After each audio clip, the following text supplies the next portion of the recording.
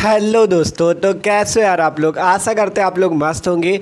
तो जैसा कि यार हम लोग क्लास 12 केमिस्ट्री की तैयारी कर रहे थे और हमने चैप्टर नंबर 1 विलियन स्टार्ट कर रखा था, ठीक है। तो आज हम इसका पढ़ने वाले बहुत ज़्यादा इंपॉर्टेंट टॉपिक वाष्प दाब में आपेक्षिक अवनमन।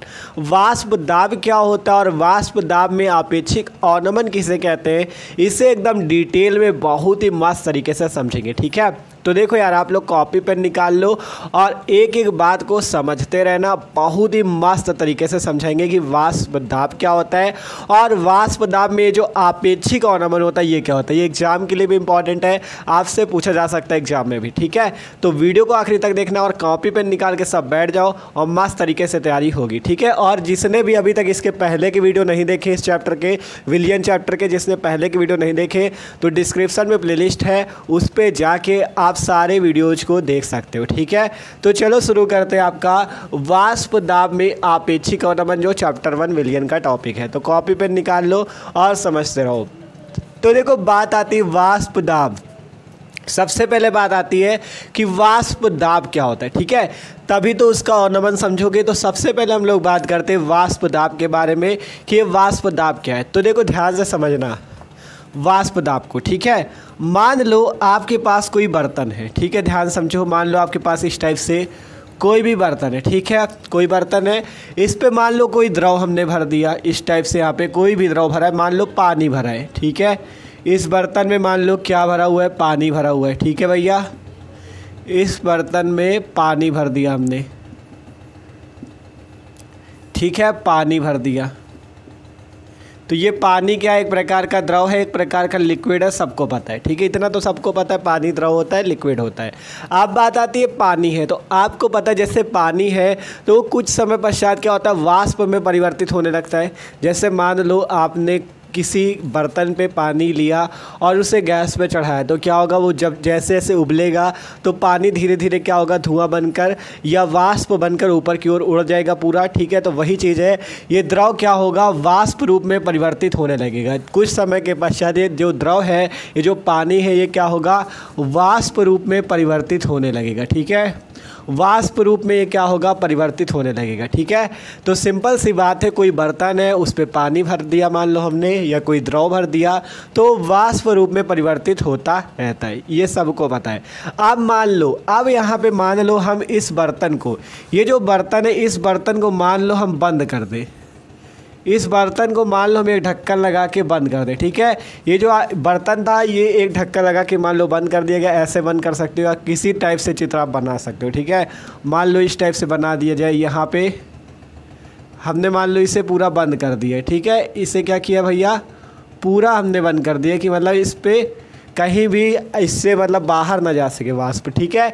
तो हमने क्या किया, इसे पूरा बंद कर दिया। ये जो बर्तन था जिसमें पानी या द्रव लिया था, इसे हमने क्या किया, एक ढक्कन के द्वारा मान लो पूरा बंद कर दिया, ठीक है, कोई दिक्कत नहीं, बंद कर दिया। अब आपको पता है वाष्प तो अभी भी आपकी बाहर जाएगी, इस टाइप से यहाँ पे वाष्प जाएगी, ठीक है। तो ये जो द्रव से वाष्प परिवर्तित हो रही है, इसे कहते हैं वाष्पन की क्रिया। इसे क्या कहते हैं, वाष्पन की क्रिया। कौन सी क्रिया कहते हैं, वाष्पन। ध्यान समझना, ये जो बर्तन है उसको हमने बंद कर रखा है, तो ये यहाँ से जो वाष्प आपकी बाहर निकल रही है, द्रव से वाष्प बन रहा है, इस क्रिया को वाष्पन क्रिया कहते हैं, ठीक है। अब यहाँ पे ध्यान समझना, जब खुला बर्तन था तो द्रव आराम से वाष्प बन के उड़ जाता था। आपने देखा है कोई भी बर्तन खुला है तो वाष्प बन के आराम से उसमें जो पानी या द्रव होगा वो उड़ जाएगा। लेकिन यही कहीं इसे बंद बर्तन पर रख दो तो वो तो पूरा उड़ नहीं पाएगा, वो उस पर क्या लगाता है, दाब। अब मान लो आपने भगोना लिया, उस पर पानी चढ़ा दिया और उसके ऊपर कोई मान लो कोई बर्तन रख दिया, थाली रख दिया मान लो, ठीक है। अब उसे जब आप गर्म करोगे तो वाष्प बाहर निकलने के लिए प्रेशर जो लगा रही होती है, वही प्रेशर ही वाष्प दाब होता है, ठीक है। आपको पता है जैसे वो जब ज़्यादा उबल जाएगा ना, तो वो आपका दाब लगाने लगेगा उसके ऊपर जो आपने ऊपर से रखा है उस पर, ठीक है, जिससे आपने उस बर्तन को बंद किया है, तो वही दाब वाष्प दाब होगा, ठीक है। पहले ध्यान से समझो, मान लो इस बर्तन पे कोई भी द्रव है, इसे हमने इस टाइप से बंद कर रखा है, ठीक है। तो हम कह रहे हैं द्रव आपका वाष्प में परिवर्तित हो रहा है, इसे वाष्पन की क्रिया कहते हैं। लेकिन यहाँ पे एक चीज़ होगा, ध्यान से देखना, ठीक है। ये जो द्रव आपका वाष्प में परिवर्तित हो रहा है, ये द्रव आपका जो वाष्प में परिवर्तित हो रहा है, आप देखो ये वाष्प आपकी इसके बाहर तो जा नहीं सकती। ये क्या होगी, इसके जो अणु होंगे वाष्प के, मान लो इस गैस या वाष्प के जो अणु होंगे वो इस जो बंद बर्तन है, इस जो बंद बर्तन को आपने बंद कर रखा है, इसकी दीवार से क्या होंगे, टकराने लगेंगे। इसकी दीवार से क्या होंगे भैया, टकराने लगेंगे। ये जो आपके बर्तन बंद आपने कर रखा है, इसके जो वाष्प के अणु हैं ये इसकी बर्तन की दीवार से टकराने लगेंगे, क्योंकि बाहर तो जा नहीं सकते तो दीवार से ही टकराएंगे। और दीवार से टकराने पे क्या होता है, कुछ अणु जो होते हैं फिर से आपका वाष्प से द्रव में आ जाते हैं। ध्यान से समझना क्या कह रहे हैं हम आपसे। हम आपसे कह रहे हैं अभी क्या है, सिंपल द्रव है या पानी है, वो वाष्प में परिवर्तित हो रहा है, लेकिन इस बार आपने ढक्कन ऊपर से बंद कर रखा है, आपका वाष्प बाहर नहीं जा सकती। ठीक है, तो ये जो वाष्प के अणु होंगे इसकी दीवार से टकराने लगेंगे कि नहीं, टकराने लगेंगे ना। तो अब क्या होगा, जब टकराने लगेंगे तो जो कुछ अणु होंगे वो क्या होंगे, वाष्प से पुनः द्रव में आ जाएंगे, वाष्प से पुनः द्रव में परिवर्तित हो जाएंगे। और यह क्रिया द्रवण की क्रिया कहलाती है। ये क्रिया क्या कहलाती है, द्रवण की क्रिया। ठीक है, मतलब पुनः द्रव में परिवर्तित होने लगेंगे। ध्यान से समझो क्या कहना चाहते हैं। पहले पानी से वाष्प बन रही है, लेकिन बंद बर्तन होने की वजह से उसके वाष्प के अणु उस दीवार से टकरा रहे बर्तन की, जिससे जो कुछ अणु है वो पुनः आपके इस द्रव में परिवर्तित हो रहे हैं। अर्थात वाष्प से कुछ अणु पुनः द्रव में परिवर्तित हो रहे हैं, तो उसे कहा जाएगा द्रवण की क्रिया। ठीक है, वाष्प से जो कुछ अणु पुनः द्रव में परिवर्तित हो रहे हैं उसे द्रवण की क्रिया कहा जाएगा। तो देखो सिंपल सी बात आपको पूरी फिर से समझाए। सिंपल पानी है, पानी वाष्प में जा रहा है और जो वाष्प के अणु इसकी दीवार से टकरा रहे हैं, जिसके कारण कुछ अणु पुनः द्रव में परिवर्तित हो रहे हैं। ठीक है, इतना समझ में आया। आप देखो शुरुआत में क्या होता है, वाष्पन का वेग ज़्यादा होता है, वाष्पन का वेग जो होता है ज़्यादा होता है। वेग ज़्यादा होने का मतलब समझ रहे हो, मतलब द्रव से वाष्प वाले जो अणु होते हैं, द्रव से जो वाष्प बनता है उसका वेग ज़्यादा होता है, उसकी स्पीड ज़्यादा होती है। द्रव से ज़्यादा अणु वाष्प में परिवर्तित हो रहे होते हैं, और जो अणु टकरा रहे होते हैं वो आपके वाष्प से द्रव बनते हैं। अर्थात जो वाष्प से द्रव बन रहे हैं उनकी स्पीड कम होती है, उनका वेग आपका कम होता है। ठीक है, उनका वेग क्या होता है, कम होता है। ध्यान से समझो क्या होता है आपका, जब द्रव से वाष्प में परिवर्तित होता है तो उस समय क्या होता है आपका, जब द्रव से वाष्प में परिवर्तित होता है तो उसकी स्पीड ज़्यादा है, क्योंकि द्रव से वाष्प में परिवर्तित हो रहा है तो उसकी स्पीड ज़्यादा होती है, तो उसका वेग ज़्यादा होगा। और जो अणु आपके टकरा रहे हैं इसकी दीवार से वही केवल वाष्प में परिवर्तित हो रहे हैं, मतलब वो कुछ अणु है, अर्थात उनकी स्पीड भी कम है, कम लोग आ रहे हैं नीचे। ठीक है, वाष्प से द्रव बहुत कम लोग बन रहे हैं तो उनका वेग भी क्या होगा, कम होगा। ठीक है, ये बात है सिंपल। अभी पूरा समझ में आएगा, टेंशन ना लो, एक एक बात समझ में आएगी। ठीक है, तो उसका वेग क्या हो जाएगा, कम हो जाएगा। अर्थात पहले वाष्पन का वेग ज़्यादा होता है और द्रवण का वेग कम होता है। वाष्पन क्या है आपका, द्रव से वाष्प की क्रिया, द्रव से वाष्प बदलने की प्रक्रिया, और वाष्प से द्रव बदलने की क्रिया द्रवण। तो पहले द्रवण का वेग ज़्यादा होता है और वाष्पन का कम होता है, लेकिन कुछ समय पश्चात एक ऐसा समय आता है जब दोनों साम्य में हो जाते हैं, मतलब द्रवण का वेग और वाष्प दोनों का वेग समान हो जाता है, तब उस अवस्था को साम्य की अवस्था कहते हैं। और उस समय ये जो वाष्प के अणु आपका यहाँ पे जो दाब प्रेशर लगाएंगे उसे ही वाष्प दाब कहते हैं, उसे ही वाष्प दाब कहते हैं।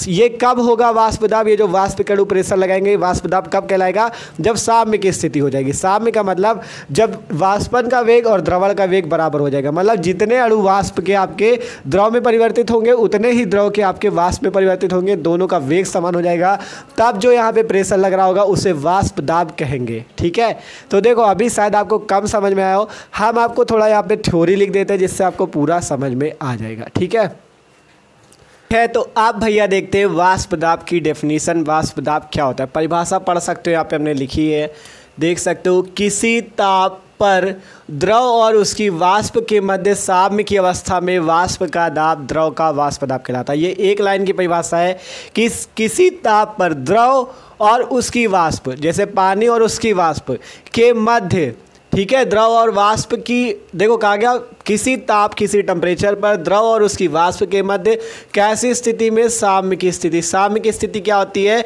जिस समय पर वाष्पन और द्रवण का वेग समान हो जाता है वह साम्य की अवस्था हो जाती है। देख लो यहाँ पे हमने थोड़ा सा लिख भी दिया था कि आप समझ जाओ, जिस समय पर वाष्पन और द्रवण का वेग समान हो जाता है वह साम्य की अवस्था होती है। तो किसी ताप पर द्रव और उसकी वाष्प के मध्य साम्य की अवस्था में वाष्प का दाब द्रव का वाष्प दाब कहलाता है। देखो आप चाहो तो यहाँ पे कुछ जो हमने यहाँ पे समझाया वो भी लिख सकते हो।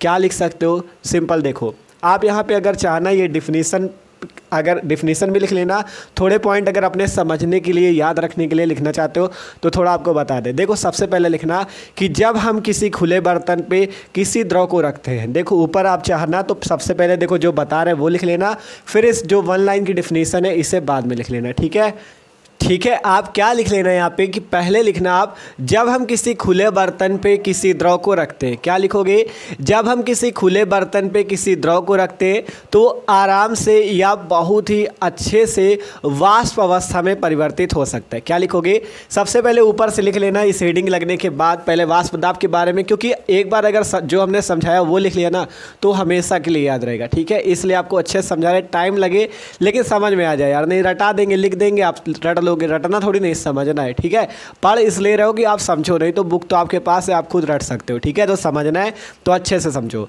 हमने कहा मान लो आपके पास कोई लिखना, सबसे पहले जब हम किसी खुले बर्तन पे किसी द्रव को रखते हैं तो अच्छे से वाष्पित हो सकता है, मतलब द्रव वाष्प अवस्था में अच्छे से परिवर्तित हो सकता है।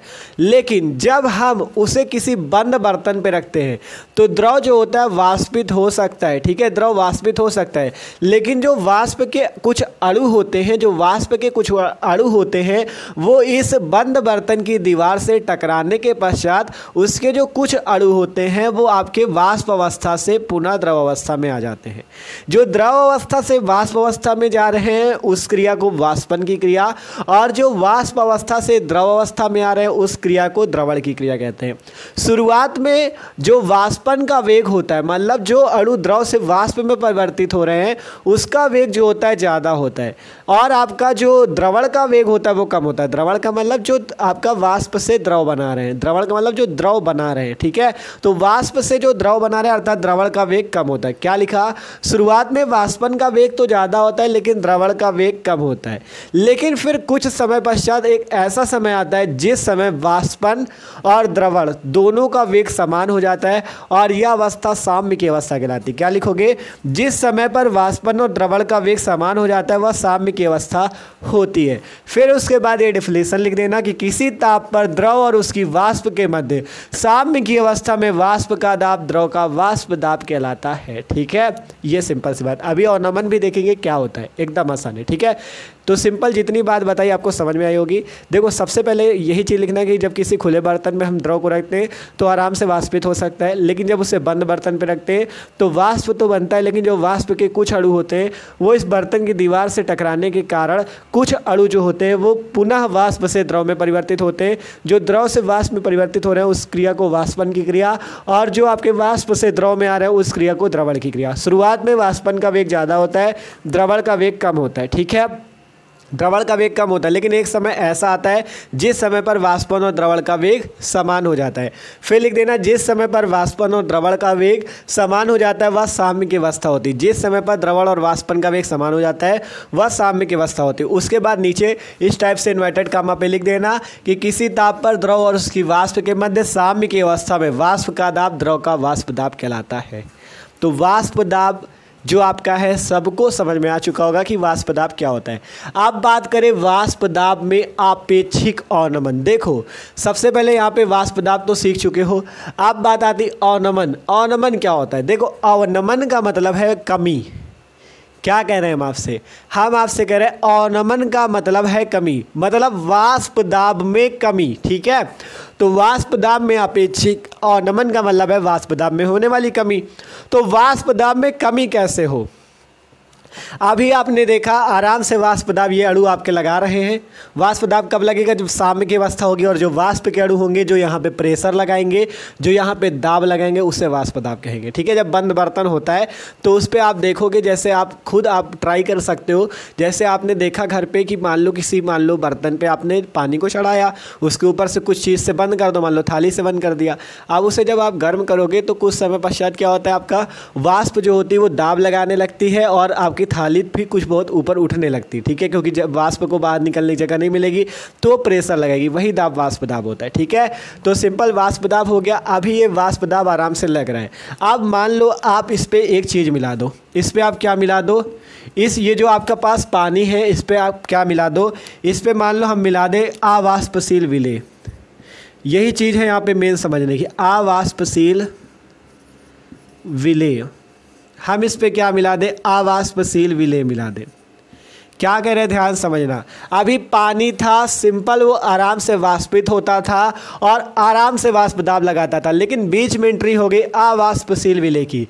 जैसे ही आप इस पे अवाष्पशील विलेय पदार्थ को मिला दोगे, अवाष्पशील विलेय पदार्थ, अवाष्पशील का मतलब नाम से पता चलता है अवाष्पशील, जो वाष्पित नहीं हो सकता। अवाष्पशील का मतलब जिसकी जो वाष्प में परिवर्तित नहीं हो सकता, ऐसा पदार्थ अवाष्पशील पदार्थ। तो जब जो पदार्थ आप मिला रहे हो वो वाष्पित नहीं हो सकता, तो जो विलयन बनेगा, देखो पानी है, पानी में विलेय मिला दोगे कोई तो क्या बन जाएगा, विलयन बन जाएगा, क्योंकि पानी विलायक का कार्य करेगा और ये जो विलेय आ रहा है, विलेय और विलायक मिलकर विलयन बना देंगे। तो जो विलयन का वाष्प दाब होगा, क्या उसमें कमी नहीं आ जाएगी? आप खुद बताओ क्या कहना चाहते हैं हम आपसे। हम आपसे ये कह रहे हैं भैया, सिंपल पानी है जो कि विलायक का कार्य कर रहा है। विलायक क्या होता है, जो ज़्यादा मात्रा में होता है। पानी यहाँ पे ज़्यादा है तब तो उसमें विलेय मिला रहे हो, तो जो ज़्यादा मात्रा में होता है उसे विलायक कहते हैं। या सिंपल समझ लो कि यहाँ पे पानी विलायक है, ठीक है। तो ये जो पानी है ये आराम से वाष्पित हो रहा है, इसका वाष्प दाब ज़्यादा है, कोई दिक्कत नहीं है, ठीक है। जैसे ही आपने इसमें क्या मिलाया, विलेय मिलाया, तो विलेय जैसे ही अवाष्पशील विलेय मिलाओगे, अवाष्पशील का मतलब जो वाष्पित नहीं हो सकता, जो वाष्पित नहीं हो सकता, तो अवाष्पशील विलेय मिलाने के कारण इसके वाष्प दाब में क्या आएगी, कमी आएगी। वाष्प दाब में क्या आएगी, कमी आएगी। और जब वाष्प दाब में कमी आएगी, यही होगा वाष्प दाब में अवनमन। वाष्प दाब में कमी आएगी किसके, विलयन के वाष्प दाब में कमी आएगी। ऐसा क्यों हुआ, क्योंकि आपने अवाष्पशील विलेय मिलाया। पानी था, आराम से वाष्पित होता था, आराम से वाष्प दाब लगाता था। जैसे ही कोई अवाष्पशील विलेय मिलाया, उसके वाष्प दाब में कमी आई, किसके, विलयन के, क्योंकि विलायक ये था पानी, ये तो आराम से वाष्पित हो रहा था। जैसे विलेय मिलाया किस पे, पानी पे, तो वो क्या बना लिया, विलयन, ठीक है। मान लो पानी और चीनी है, पानी चीनी मिला दोगे तो क्या बन जाएगा, विलयन ही तो बनेगा, ठीक है। तो जो विलयन होगा उसके वाष्प दाब में कमी आ जाएगी और यही कमी वाष्प दाब में आपेक्षिक अवनमन कहलाती है। अवनमन का मतलब ही है कमी, ठीक है। वाष्प दाब तो समझ लिया, अवनमन का क्या मतलब, कमी। मतलब वाष्प दाब अभी आप पानी का आराम से या किसी द्रव का आराम से वो वाष्पित हो रहा है, कोई दिक्कत नहीं है। जैसे ही अवाष्पशील विलेय मिलाओगे उसकी वाष्प दाब में कमी आएगी और यही वाष्प दाब में आपेक्षिक अवनमन होगा। आप देखो इसको लिखना कैसे, क्या करना है, सब कुछ हम यहाँ पे आपको लिख देते हैं, फिर पूरा समझाते हैं, ठीक है। तो चलो पहले लिख दें यहाँ पे, फिर समझाएं, ठीक है। तो आप देखो हमने आगे वही चीज़ लिखा कि अगर मान लो कोई विलायक या कोई द्रव था, अगर आप उस पर अवाष्पशील विलेय मिलाते हो तो उसके वाष्प दाब में क्या आ जाएगी, कमी आ जाएगी। तो वही चीज़ हमने यहाँ पे लिखा है, पढ़ो। लिखा किसी द्रव विलायक, कोई द्रव विलायक, जैसे एग्जाम्पल लिया था पानी का, ठीक है। तो कोई द्रव विलायक में कोई अवाष्पशील विलेय पदार्थ घोलने पर या मिलाने पर विलयन का वाष्प दाब शुद्ध विलायक के वाष्प दाब से कम हो जाता है। विलयन का वाष्प दाब शुद्ध विलायक के वाष्प दाब से कम हो जाता है। अब मान लो यदि विलयन का वाष्प दाब PS है, विलयन का वाष्प दाब PS और विलायक का वाष्प दाब P0 है, ठीक है। विलयन का वाष्प दाब PS तथा विलायक का वाष्प दाब P0 है, तो ज़्यादा किसका होगा, P0 का।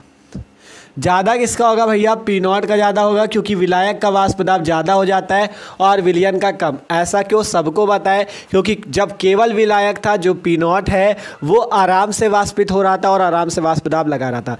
जैसे ये भैया है अवाष्पशील विलेय पदार्थ, इन्होंने ही पूरा गड़बड़ किया और इसके वाष्प दाब में कमी ले आए और विलयन के वाष्प दाब में कमी हो गया, अर्थात PS का वाष्प दाब कम हो गया, ठीक है।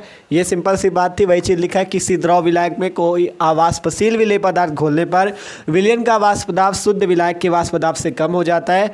अब नीचे से लिखा, यदि किसी ताप पर शुद्ध विलायक का वाष्प दाब P0, वही चीज़ लिखा, यदि किसी ताप पर शुद्ध विलायक का वाष्प दाब P0 और विलयन का वाष्प दाब PS है। देखो विलायक का वाष्प दाब P0 और विलयन का वाष्प दाब अगर PS है तो P0 माइनस PS, मतलब P0 ज़्यादा होगा, क्योंकि सबको पता है विलायक का वाष्प दाब ज़्यादा है और PS क्या है, विलयन का, इसका कम है। तो ज़्यादा वाले से हमेशा कम को घटाते, इसलिए P0 माइनस PS क्या, ठीक है। देख लो, क्योंकि P0 का ज़्यादा है, क्यों, क्योंकि P0 विलायक का वाष्प दाब है और PS का कम है, क्यों, क्योंकि विलयन का वाष्प दाब है। तो लिखा, तो P0 माइनस PS वाष्प दाब का अवनमन कहलाता है। जो P0 माइनस PS होता है, मतलब विलायक का वाष्प दाब माइनस विलयन का वाष्प दाब जो होता है, वही अवनमन कहलाता है वाष्प दाब का। ये क्या कहलाता है, P not minus P S. P not का मतलब है विलायक का वाष्प दाब और पी एस का मतलब है विलयन का वाष्प दाब। तो विलायक का वाष्प दाब माइनस विलयन का वाष्प दाब का अवनमन कहलाता है, मतलब वाष्प दाब में कमी कहलाता है। और P not minus P S बटे में पी नॉट यह वाष्प दाब का आपेक्षिक अवनमन कहलाता है। देखो शब्दों का अर्थ है, जब आप P not minus P S जो होगा वाष्प दाब का अवनमन कहलाएगा, लेकिन P not minus P S बटे में पी नॉट वाष्प दाब का आपेक्षिक अवनमन कहलाएगा। ठीक है, वाष्प दाब का आपेक्षिक अवनमन कहलाएगा। तो ये पूरी सी बात है। देख लो कि यदि किसी शुद्ध विलायक का वाष्प दाब इतना हो, विलयन का वाष्प दाब इतना हो, तो P not minus P S वाष्प दाब का अवनमन और P not minus P S बटे में पी नॉट वाष्प दाब का अपेक्षिक अवनमन कहलाता है।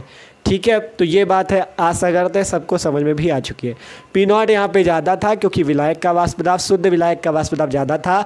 जैसे ही अवाष्पशील विलय मिलाया, विलयन बना, तो उसका वाष्प दाब इस पी एस का कम हो गया। ठीक है, तो इसलिए पूरा आपका यहाँ से P not minus P S जो हुआ वाष्प दाब का अवनमन, अवनमन का मतलब होता है कमी, वाष्प दाब में कमी, तथा P not minus P S बटे में पी नॉट वाष्प दाब का अपेक्षिक अवनमन कहलाया। ठीक है, तो आशा करते हैं सबको भैया वाष्प दाब में अपेक्षिक अवनमन समझ में आ चुका है। तो यार अगर समझ में आ चुका है तो कमेंट करके भी बता दिया करो। ठीक है, आप लोग बोलते नहीं हो, अगर आप लोग बताओगे कि हाँ अच्छा लगा वीडियो, तो हमें भी आगे वीडियो बनाने के लिए मतलब एकदम मोटिवेशन मिलेगा कि हाँ भाइयों को हमें अच्छा लगा। ठीक है, तो यार वीडियो अच्छा लगा हो तो लाइक भी कर लेना और चैनल पर नए हो तो सब्सक्राइब कर लेना और इस वीडियो को अपने दोस्तों के साथ भी शेयर करो जिससे उनकी तैयारी भी हो सके। ठीक है, जब ज़्यादा से ज़्यादा बच्चे जोड़ोगे तो आपको भी पढ़ने में मज़ा आएगा। ठीक है, क्योंकि हम उतने ही ज़्यादा जोश से आपको पढ़ाएंगे। ठीक है, तो सिंपल सी बात थी। सबसे पहले वाष्प दाब में अपेक्षिक अवनमन। ठीक है, ये चित्र एकदम रफली टाइप बनाया था। ठीक है, इस टाइप से भी बना सकते हो या आपकी बुक पे कोई बना हो तो उससे भी बना सकते हो। ठीक है, और एक चीज़ याद रखो, एनसीईआरटी की बुक सब लोग ले लो। ठीक है, अगर जिसने नहीं ली तो वो लोग ज़रूर ले लें क्योंकि उसी से हम आपको पूरा पढ़ा रहे हैं। ठीक है, फिर सबसे पहले जो आपको बातें बताई थी कि जब हम किसी खुले बर्तन में द्रव को लेते हैं तो वो आराम से वाष्पित होता है। वो जितनी बातें बताई पहले उसको लिख लेना, फिर उसके बाद ये 1 लाइन डेफिनेशन लिख लेना, फिर उसके बाद ये लिखने के बाद इतना। ठीक है, तो इतना ही करना था। वाष्प दाब में अपेक्षिक अवनमन पूछा जाता है तो आराम से मस्त लिख देना क्योंकि आप समझ चुके हो, रटना तो है नहीं। ठीक है, समझ सब कोई चुका है। तो okay, thanks for watching this video. आप मिलेंगे इसके अगले वीडियो पे, चैप्टर 1 विलयन के अगले वीडियो पे। ठीक है, डिस्क्रिप्शन में प्लेलिस्ट है, उस पर जाके आप सारे वीडियो देख लेना। ठीक है, तो okay, thanks for watching this video.